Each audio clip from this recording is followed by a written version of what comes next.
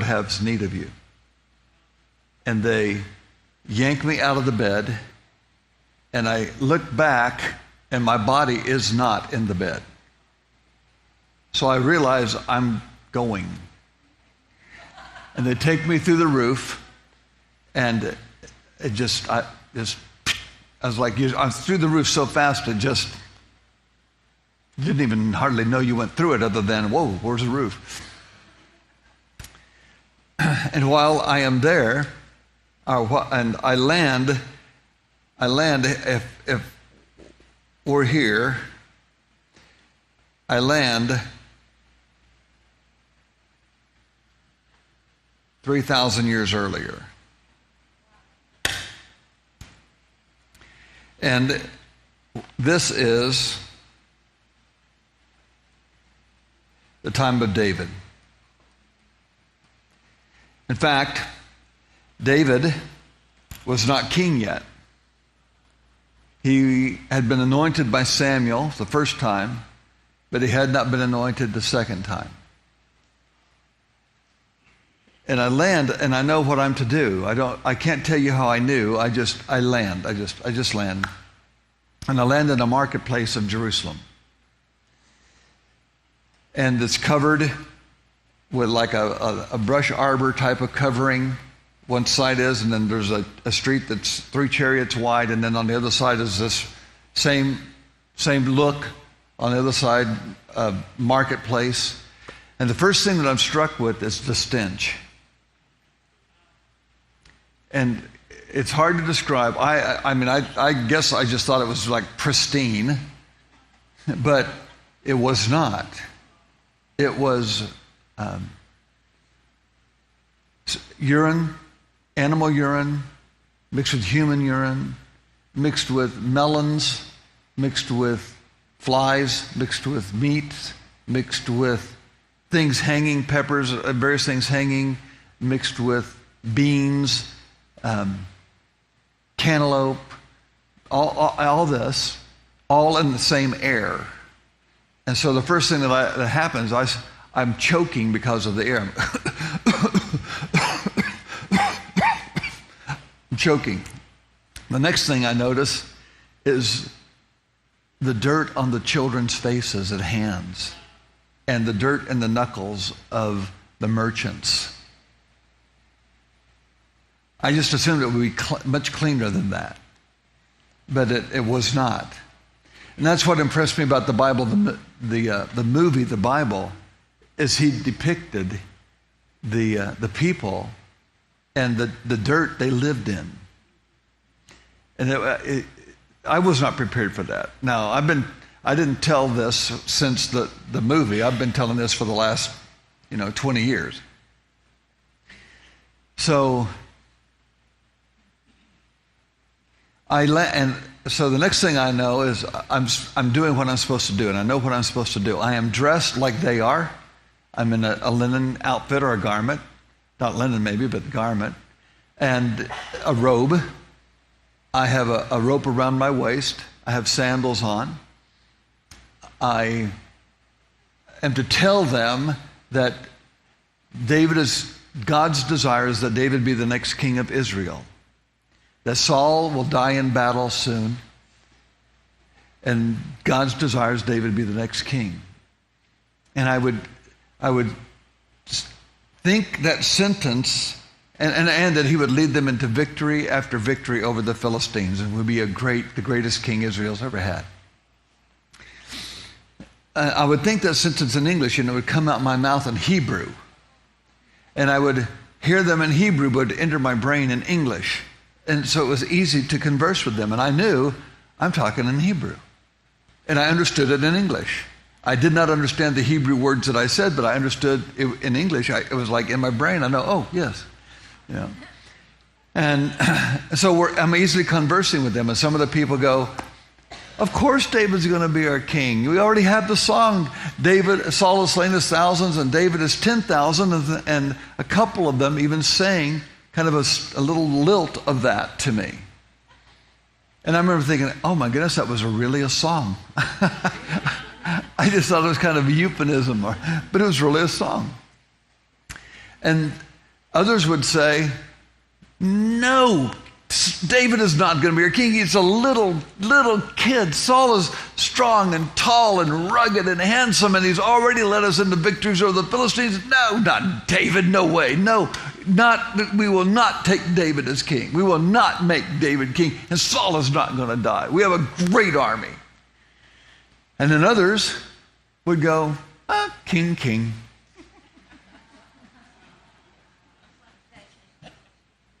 So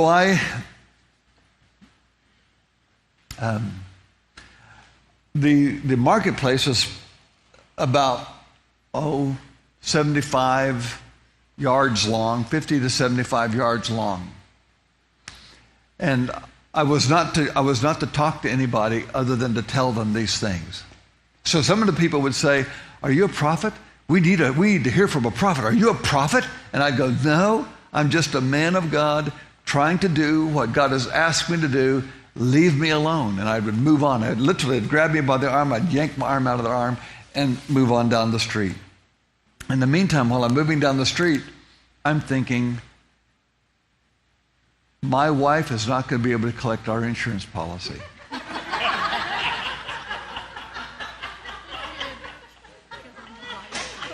I'm a missing person. It'll be 7 years, and she's going to think I left her with all the people in Jerusalem. I'm thinking, what am I going to do for a living? Well, by hobby, I'm a carpenter, but then I realized no power tools. So this is going to be different. This is going to be different. I'm not sure I'm that good at a handsaw anymore. I don't know where I'm going to stay. And so I'm talking to people, I'm moving, and in between people, I'm thinking these rational cognitive thoughts. I get down to the end of the marketplace, and I look across the street. Well, actually, I was headed that way, but I look across the street, and a young man has been following me down the street. And I knew it was David, and he radiated light all around him. Very clear light. It was easy for me to see. And I'm guessing others saw it because I saw it so easy. And it's like he kept one eye on me and one eye on the person. He'd talk to somebody over there, but he watched me. So by the time I get down to the end of the street, I'm thinking, okay, I've got to find a place to stay. I've got to find a way to live. And because I can't get myself back. I cannot get myself back. And I, it's like I can't pick up a cell phone and call my wife. And I'm really worried about what she's going to be thinking, but here I am. What do I do? And so he motions to me, "You, come here." And I look around, and I go, "Who?" And he goes, "You, come here." So I walk out into the middle of the street. He walks out into the middle of the street, and he's not 5 foot tall. And he probably didn't weigh 105 pounds. But he was very GQ-esque. I'm telling you, chiseled, kind of reddish face, but incredibly blue-green eyes. And he's looking at me in the eyes, and he reaches up and takes to take my hand. I reach and take his hand like this, and he had little bitty hands, small hands.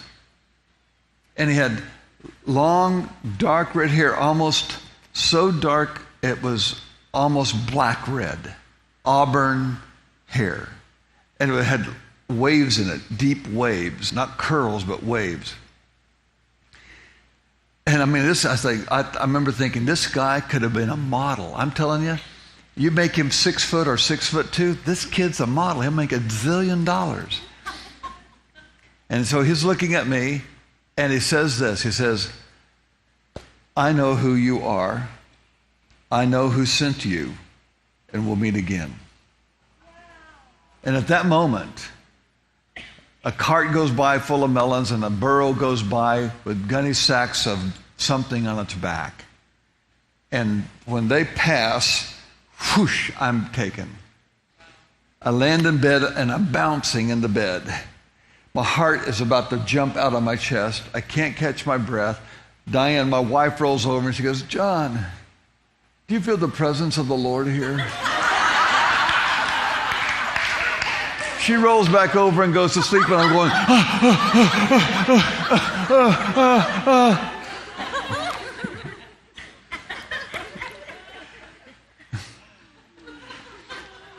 So I decide, I'm going, what in the world did you do that for? Why did you do that to me? You think I'm going to be able to tell people this? What did you do? Why did you do that? What is going on? And I heard the Lord.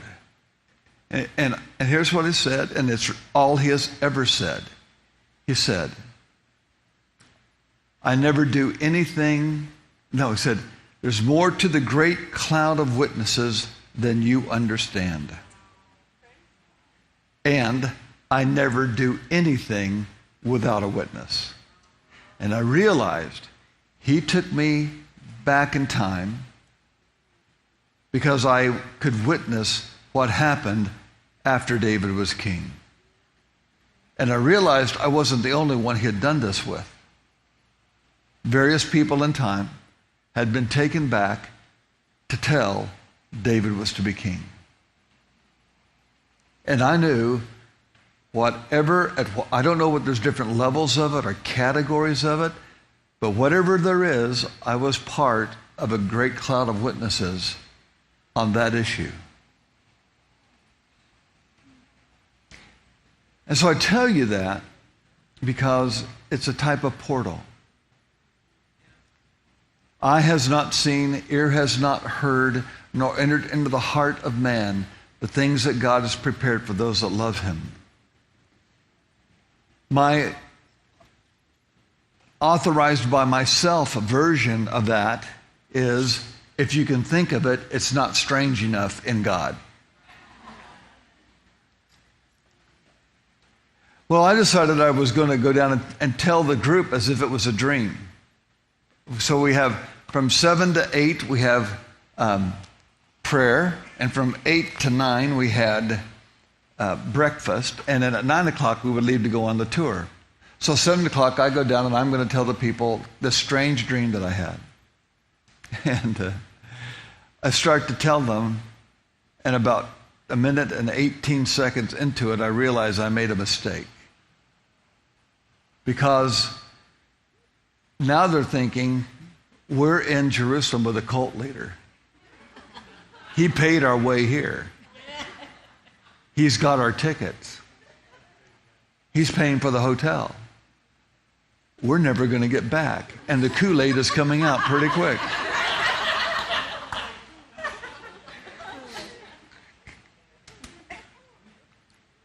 So that even makes me less happy.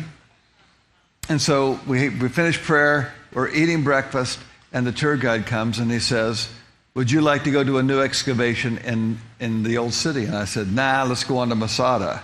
And he says, well, you might be interested in this. And I said, well, I've seen everything. And he said, well, you haven't seen this because it just opens today. And I said, well, whatever they want, we'll do it. And so the group was kind of gathered around. He says, what do you want to do? You guys want to go see it, or do you want to go on to Masada? They go, let's go see it. They go, oh, great. I just wanted to disappear.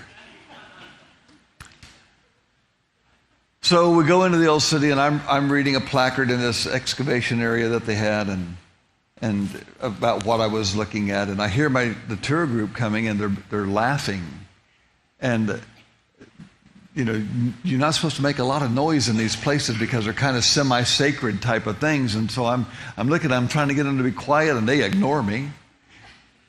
And so they come up to me and they said, John Paul, you got to come with us. And I said, well, let me finish reading this and I'll go. And I said, no, now. And they literally yanked me down the rest of the scaffold and down some stairs and down the hallway and down some more scaffolding and down and turned a corner and down another hallway and then turned left and took about 3 steps.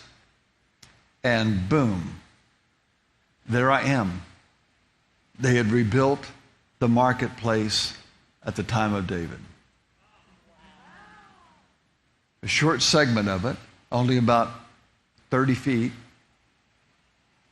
And it was exactly like it, except for one shade. The shade of green they chose was a little bit darker than the shade of green it really was, because it was a light green, but it's still a different shade off on part of the wall, inside wall. And I mean, I became so overloaded in about 2 seconds. I had dropped down to the street, and they were telling me these were the stones of the street, because they read the placard there said these are the stones of the street, of the marketplace. And my tears are falling on stones that are a little rounded, and when I last saw them, they were flat.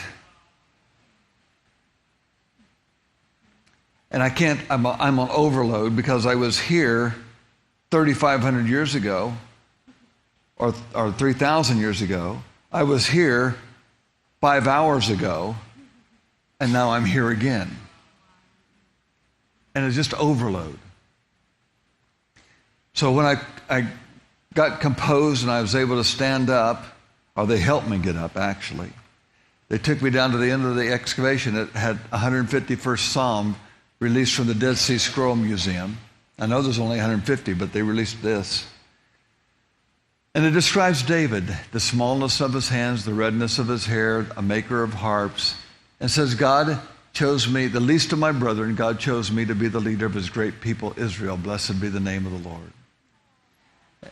And so the group knew I had not been here, because it just opened. And everything I described, they saw built. And so, God again gave proof, confirmation to an unusual moment.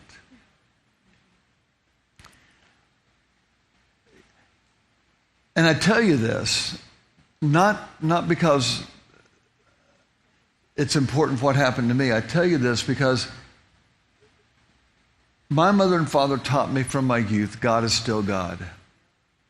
And he can do whatever he wants, whenever he wants. And I was raised with that. And that may be why so much happens to me. But I also know this, and I read it earlier, that when you have a contrite heart, a broken and contrite heart and spirit, God will be close to you. And he will do things you can't even dream of. And pride will separate you from that. So I want to encourage you. Let God be God. Seek him. Study your gift. Get to know him. Have relationship with him. Seek first the kingdom of God and his righteousness, and all this other will be added to you. I've never sought an experience. Other than a dream. I've asked God to give me dreams and protect me and that. But I've never sought being transported. I've never sought portal stuff. I've never sought to go back in time. I've never sought a visitation. I've never sought being taken to heaven. I've never sought nothing. I've never sought any of that. Never. Because I just never dreamed. It never dawned on me it would happen to me. I believed it could happen to others. I never dreamed it happened to me. And I knew whatever happens is built on relationship and not on just desire. It's built on relationship. And I also know this, no matter how much happened to me or you, God values your character more than he values your gift. He values righteousness in your life more than he values your gift. And if you'll seek his kingdom and you'll seek his righteousness, everything else will happen that he wants to happen. I am sure I will not have experiences others have. I'm sure not everyone will have my experiences. I'm also sure they could, but it's all up to God. I teach this material that you have in your binders and we have here. I teach this material and write this material, not with the idea of trying to instigate you into the spiritual world. I write this material so there is a plumb light of understanding so we can operate in the spiritual world.